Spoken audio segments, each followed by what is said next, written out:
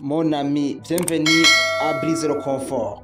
Tu t'es posé une question, comment vaincre la procrastination pour avancer vers ta réussite? Comme c'est promis dans la vidéo précédente qui nous a révélé la façon d'entraîner la discipline pour une véritable croissance vers la réussite. Si tu ne l'as pas vu, je t'invite à la voir après cette vidéo. Alors, voici aujourd'hui une bonne occasion d'apprendre ensemble le sujet prévu très attendu. Je te demande de prendre un carnet si possible.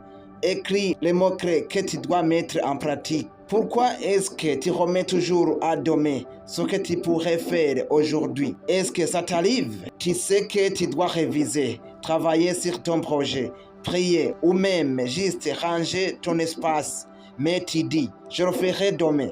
Et quand demain arrive, tu répètes encore la même chose. Je le ferai demain. Je vais te dire la vérité. La procrastination est un voleur silencieux. Elle vole ton temps, ton énergie et parfois même ton avenir. Tu ne perds pas seulement des heures, tu perds des opportunités. Mais la bonne nouvelle, c'est que la procrastination n'est pas une fatalité. Tu peux la vaincre.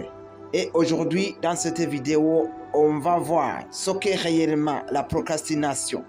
Pourquoi tu tombes dans ce piège encore et encore. Les conséquences qui freinent ta réussite. Et surtout, les clés pratiques et spirituelles pour en sortir une fois pour toutes. Alors, reste bien jusqu'à la fin, parce que ce que tu vas apprendre ici peut transformer ton quotidien et t'aider à avancer réellement vers la réussite. Premièrement, comprendre ce que c'est la procrastination. La procrastination, c'est simplement le fait de repousser volontairement une tâche importante en sachant que tu devrais la faire. Ce n'est pas le manque de temps, ce n'est pas que tu es paresseux, c'est un choix, parfois inconscient, de retarder. Exemple, tu dois réviser, mais tu ouvres ton téléphone. Tu dois prier, mais tu dis je le ferai après le repas. Tu dois travailler ton projet, mais tu lances une série Netflix. Résultat, tu fais des choses secondaires pour éviter l'essentiel. Deuxièmement, pourquoi nous procrastinons? Il y a plusieurs raisons plus profondes. Numéro 1, la peur de l'échec. Tu te dis, et si je rate?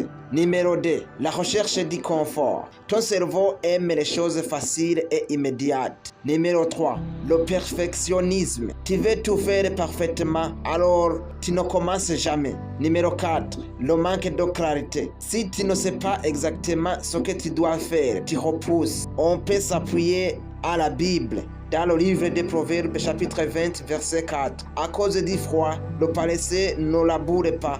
À la moisson, il cherchera et il n'y aura rien. Troisièmement, les conséquences de la procrastination. La procrastination paraît légère, mais ses fruits sont lourds. Tu perds du temps et le temps ne revient jamais. Le temps perdu ne revient jamais, ne reviendra jamais. Tu perds la confiance en toi. Chaque fois que tu dis « je le ferai » et que tu ne le fais pas, ton estime diminue. Tu rates des opportunités. Une porte ouverte aujourd'hui peut être fermée demain. Fais attention. Une question que nous pouvons nous poser. Combien de rêves sont morts simplement parce que quelqu'un a toujours dit « demain ».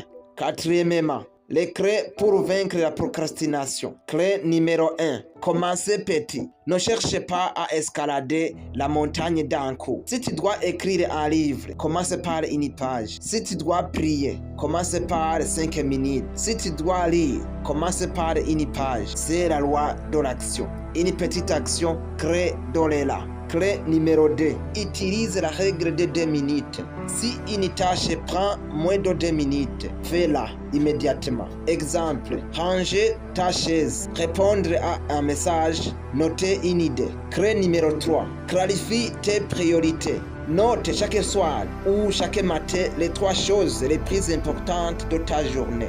Pas 20 choses, juste 3. Et attaque la première avant tout le reste. On peut s'appuyer dans la Bible. Cherchez d'abord le royaume et la justice de Dieu. Et toutes ces choses vous seront données par-dessus. C'est le principe de priorité.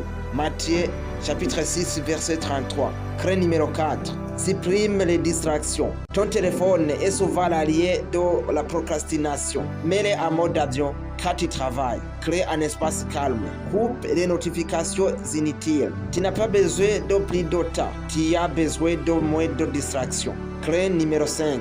Discipline spirituelle et mentale. La procrastination n'est pas seulement un problème de productivité, c'est aussi un problème de discipline intérieure.